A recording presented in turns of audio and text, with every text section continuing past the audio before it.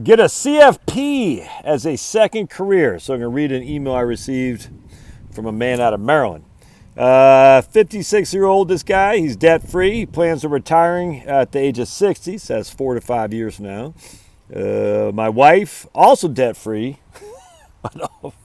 Can your wife be in debt and you be debt-free? I don't understand that, because what I got Charlotte's what Charlotte's got's mine, in debt and assets, but okay.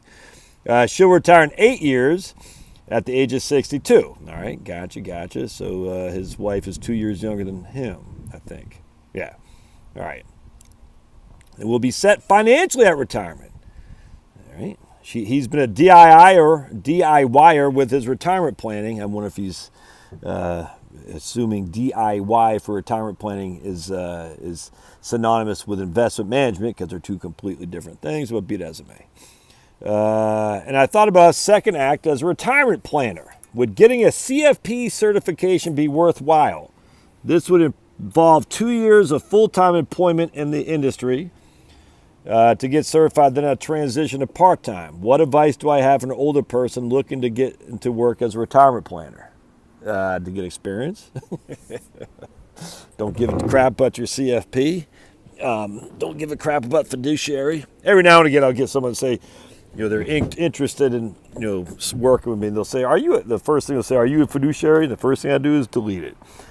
Because they're just listening to the industry diatribe stuff. And I don't want to contend with that crap. Being a fiduciary doesn't mean crap to me, I'll tell you right now.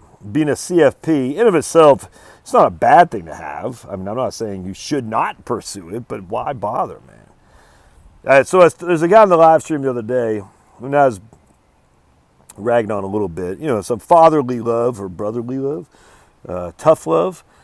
He kept saying he's 25 years old. He's working on his master's degree, was it a master's degree? I think it was, in financial planning.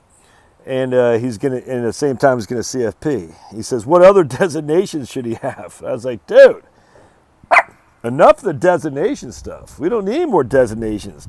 My goodness. What this guy needs is some experience. And my man here from Maryland, we'll call him Len Bias. Remember Len Bias? Oh, man, killed me. I was listening to Steve Dace right now. Remember Hank Gather? You may or may not remember. Remember Hank Gather, Savoyo of Marymount, who just keeled over on the court, I think it was during the NCAA tournament, and died right there. And, I mean, that was shocking. When Len Bias died, it was shocking, but he had cocaine, apparently. Has that ever been confirmed? I can't remember. But anyway, but Len Bias and Hank Gathers died. There's a guy named Don Rogers from the Cleveland Browns, an all-star safety, all-pro safety. He died, too, right around the same time Len Bias did. But that was supposedly cocaine-induced as well. Hank Gathers wasn't. Hank Gathers just had an aneurysm or something like that. But now we got people all over the place falling. Rafael Nadal had huge heart pain in his heart. It's crazy how many people are freaking just... What possibly could have caused that? It wasn't happening until the last 2 years. I don't know. The sun is in a different solar system? What possibly could have caused that, Josh? Trust the science. Anyway, going back to our man here. The CFP in of itself isn't going to make you a good financial planner. It just doesn't. It's like you study, I don't know, you study Economics 101 by Paul Samuelson. Does that make you a good economist? No. What makes you a good financial planner is experience. Experience. That's all there is to it. Do you need a CFP to get experience? No, you don't. You need to read a lot. Absolutely. You don't need a CFP. A CFP, look, I'm not against it, but why work full time just so you can say I'm a CFP? Is that going to qualify you to be a better financial planner? No. Yeah, so that's what... People just got to learn to recognize that it's okay for people to say no. So basically, you're trying to be an independent financial planner, which I like, and you're trying to say, obviously I want to help people, but I don't think people are going to take me seriously unless I have a CFP. Well, whose fault is that? Is that your fault? I mean, if you're showing legit stuff, competence, whose fault is that if they don't take you seriously? Is it your fault or theirs? Of course it's their fault.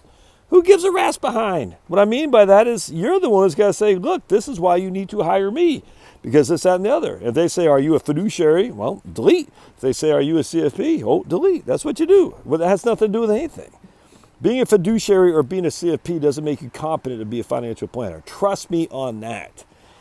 What makes you competent to be a financial planner is knowing what the hell you're doing. And also having this thing called listening skills, listening to people. Just stop focusing on the CFP. I know the CFP and the fiduciary stuff is taking over the industry. Like, oh, I frankly don't care. All right, I hope that helps. We'll see you.